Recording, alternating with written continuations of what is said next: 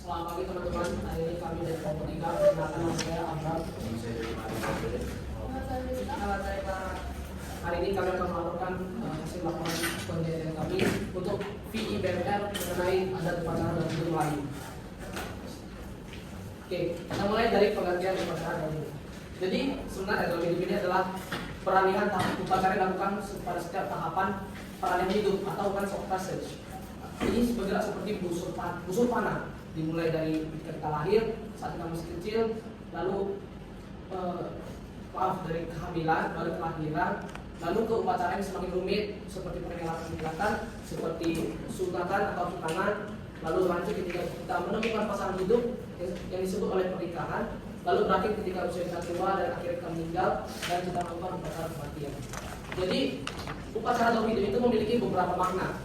Beberapa makna di antaranya adalah memiliki unsur-unsur pendidikan moral dan untuk mencecar harapan, seperti kita mengharapkan yang baik dalam setiap tahapan kehidupan dan juga bagi masa depan. Oke, kita lanjut ke isi dalam hidup. Yang pertama adalah kehamilan. Kehamilan ini adalah upacara yang dilakukan untuk sebagai rasa ucapan syukur ketika seorang ibu dikaruniakan anak. Nah, upacara dilakukan untuk mendoakan kesehatan ibu, mendoakan kesehatan bayi, dan juga kesehatan keluarga ibu yang bersangkutan. Yang pertama adalah memiliki 3 tahapan. Yang pertama memiliki 3 bulan. Jadi ketika 3 bulan pertama ketika hamil dilakukan upacara untuk memastikan bahwa ibu ini benar-benar hamil. Dan juga ini disebut masa awal karena di bulan pertama bulan kedua kehamilan disebut masa mengidam bagi ibu. Yang kedua adalah menempah bidan. Upacara menempah bidan adalah upacara yang dilakukan untuk menguji atau menetapkan bidan yang akan mengurus kelahiran nantinya. Menempah bidan dibagi menjadi 2. Yang pertama bidan atas. Bidan atas ini bertugas untuk mengurus ibunya, sedangkan bidan bawah mengurus bayinya. Yang terakhir adalah 7 bulan. Seperti namanya, upacara ini dilakukan saat bulan ke-7 kehamilan yang dilakukan untuk mengevaluasi kesehatan ibu nantinya.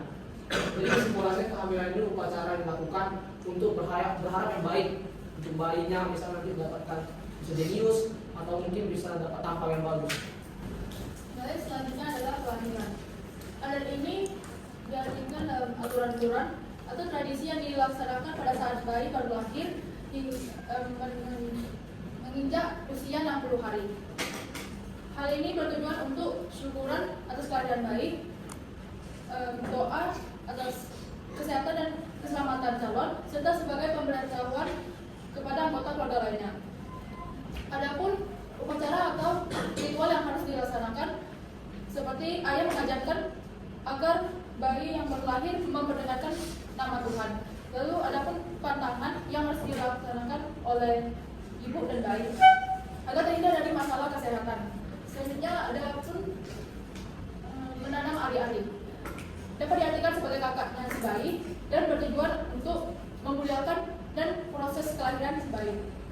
Yang kedua ada tanggal pusat. Hal ini bertujuan untuk mengumpulkan anak-anak, kerabat atau tetangga dan lain sebagainya untuk berkumpul dan diharapkan kelak sang anak disenangi oleh masyarakat. Ketiga, ada sunat rasul anak perempuan. Sunat sebagai syariat Islam yang harus dilaksanakan oleh umat muslim. Perbedaannya dengan laki-laki yaitu anak perempuan dilaksanakan oleh bidan pada usia 40 hari dan tidak dirayakan. Sedangkan laki-laki pada kanak-kanak dan dirayakan. Yang selanjutnya ada bertindih. Bertindih hanya dilaksanakan oleh anak perempuan dan usia hingga 40 hari karena piti-piti atau telinganya masih lembut dan masih bisa disembuhkan. Adapun alat-alat yang digunakan seperti jarum untuk mendidik telinganya. Kedua ada benang agar telinga yang sudah dididik tidak nyatu kembali dan minyak zaitun agar tidak terinfeksi. Selanjutnya yang terakhir adalah turun mandi. Turun mandi ini beberapa wilayah dianggap sebagai boyan. Dan turun mandi ini bertujuan sebagai bahwa sang ibu dan bayi telah melewati masa patangan dan melanjutkan ke masa kehidupan yang lebih mulia. Selanjutnya adalah tahap akhir balik. Misalnya tahap akhir balik dalam bahasa Melayunya adalah tahap di mana kita sudah memasuki usia remaja.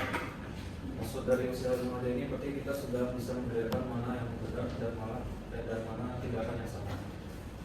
Dalam usia remaja ini kita tentunya sudah berapa sehat dan juga sudah mengalami pubertas.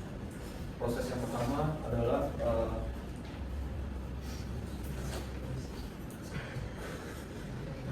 proses pertama adalah sunat rasul anak laki-laki. Sunat rasul anak laki-laki merupakan perayaan bagi anak laki-laki yang sudah memasuki usia remaja, di mana proses sunat ini dilaksanakan dengan berbagai cara, namun tujuan utamanya itu untuk memenuhi sunat atas rasul. Maksudnya adalah itu merupakan anjuran dari seorang tokoh agama Islam. Sunat rasul juga menyucikan anak yang ingin memasuki tahap remaja. Kedua adalah mengasah gigi. Mengasah gigi juga dilaksanakan khusus oleh perempuan, di mana upacara ini bertujuan untuk merapikan dan merapatkan gigi agar terlihat berseri. Mengasah gigi juga menjadi pertanda bahwa gadis sudah memasuki usia remaja dan siap untuk menjadi orang dewasa. Namun mengasah gigi sudah dilaksanakan dalam sebagai upacara Maulid karena mengasah gigi dipandang oleh sebagian ulama bahwa upacara tersebut dilarang dalam syariat Islam. Selanjutnya adalah tahap pernikahan. Saya akan membahas dari tahap sunat, tahap berisik sampai tahap berisik. Maksud dari pernikahan ini berarti merupakan proses yang dilaksanakan dengan berbagai cara dan mengisi variasi budaya lokal dan nilai-nilai tradisional. Yang pertama adalah berisik. Berisik merupakan awal pernikahan, di mana sebelum melamar calon mempelai pria ini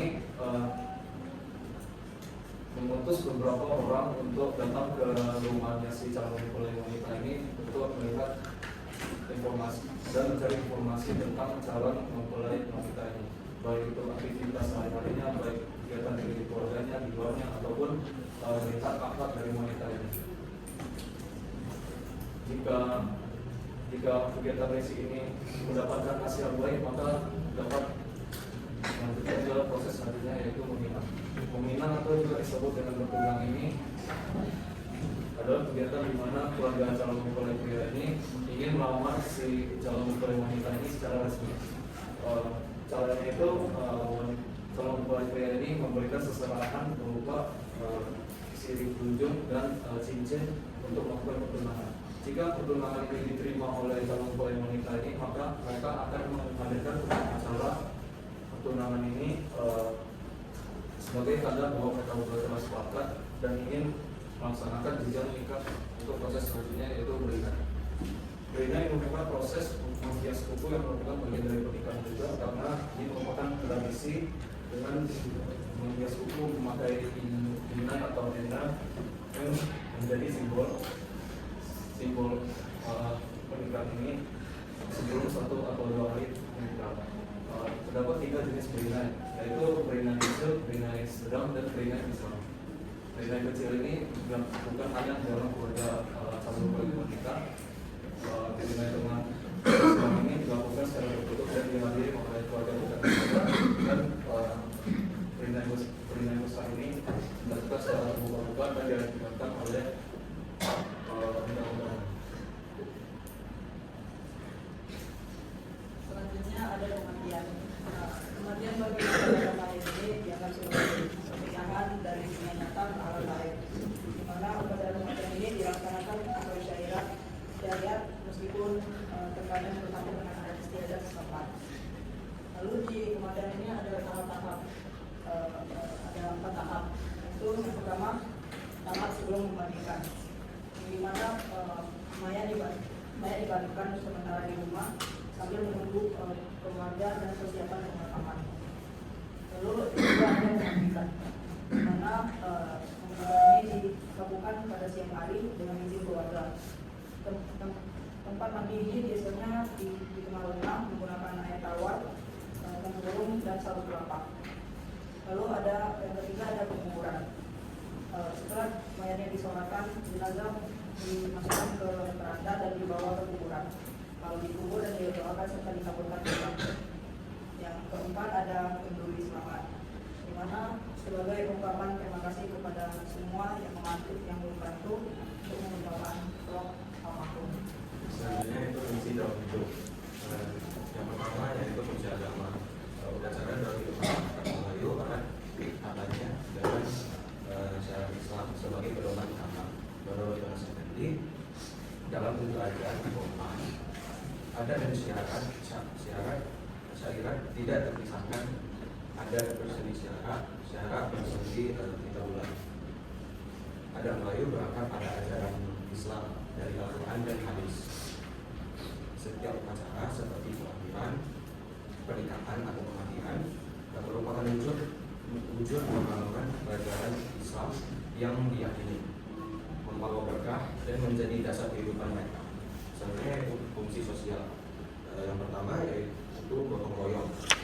Masyarakat berpartisipasi secara sukarela dalam pelaksanaan upacara, menjadikan semangat tanggung jawab bersama. Yang kedua yaitu musyawarah mufakat. Keputusan upacara direncanakan bersama melalui musyawarah, menambahkan nilai. Halo, selamat malam atau pagi atau sore di mana ini lihat. Saya akan presentasi VE hari ini, yaitu pernikahan. Jadi pernikahan adalah upacara daur hidup, merupakan upacara tradisional yang dilakukan dalam berbagai tahapan kehidupan, seperti kehamilan, kelahiran, kanak-kanak, menjelang dewasa, dan perkawinan. Pernikahan memiliki beberapa tahap sebagai berikut. Yang pertama adalah merisik. Merisik adalah proses awal sebelum lamaran resmi. Pihak keluarga calon mempelai pria mengutus beberapa orang untuk merisik atau mencari informasi tentang mempelai wanita. Yang kedua adalah meminang. Meminang atau nama lainnya bertunang, itu dilakukan setelah merisik. Keluarga calon mempelai pria melakukan meminang atau melamar secara resmi. Pada tahap ini, keluarga pria datang dengan membawa seserahan berupa siri junjung dan cincin untuk pertunangan. Proses selanjutnya adalah berinai. Proses berinai adalah tradisi menghias kuku dengan inai atau henna sebagai simbol kecantikan dan keberuntungan. Acara ini biasa dilakukan 1 atau 2 hari sebelum pernikahan. Terdapat 3 jenis berinai dalam adat Melayu Riau. Yang pertama adalah berinai kecil, berinai tengah, dan berinai besar. Selanjutnya adalah akad nikah. Tahap ini adalah inti dari upacara pernikahan. Akad nikah biasa dilakukan di masjid atau rumah mempelai wanita dengan dihadiri oleh wanita, saksi, serta kerabat dekat. Selanjutnya adalah khatam Al-Quran. Dalam budaya Melayu, calon mempelai perempuan biasanya melakukan acara khatam Al-Quran sebelum hari pernikahan. Ini merupakan tanda bahwa calon mempelai wanita siap membina rumah tangga dengan dasar agama yang kuat. Selanjutnya ada adat tepung tawar. Prosesi tepung tawar adalah salah satu tradisi terpenting dalam pernikahan Melayu. Kedua mempelai akan ditepung tawari oleh para orang tua dan tokoh masyarakat sebagai simbol pemberian doa dan restu untuk kehidupan baru yang akan mereka jalani. Selanjutnya ada majelis sanding. Majelis sanding adalah acara resepsi atau persandingan pengantin yang diadakan setelah akad nikah. Acara ini adalah momen bagi kedua mempelai untuk memperkenalkan kepada keluarga besar dan masyarakat luas. Terakhir adalah balik tandang. Balik tandang adalah proses di mana pengantin pria dan keluarga besarnya berkunjung di rumah keluarga mempelai wanita sebagai bentuk pengukuhan ikatan keluarga baru. Jadi itu saja presentasi saya. Terima kasih telah mendengarkan.